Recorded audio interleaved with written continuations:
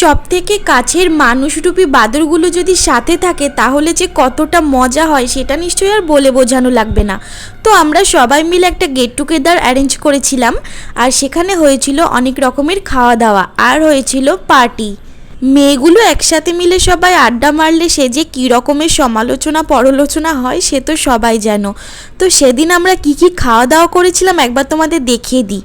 আমার বেস্ট ফ্রেন্ডের মা অনেক কিছু রান্না করেছিল বিভিন্ন রকমের পিঠে পুলি পায়েস, লুচি, সুজি, তারপরে ছিল চিকেন কষা আর ছিল আলু আর ঘুগনি দিয়ে তরকারি। আড্ডা দেওয়াতে যেমন কোনো অংশেই আমরা কম যাই না, সেরকম খাওয়া দাওয়াতেও আমরা কোনো অংশেই কম যাইনি দেখছি। পুলি পিঠি থেকে শুরু করে পাটিসাপটা সবই হয়েছিল সেদিন, আর ও ভালোবেসে সবাইকে পরম যত্নে সেগুলো বেড়ে দিচ্ছিল। তারপর রাত্রেবেলা করলাম নাচা গানা।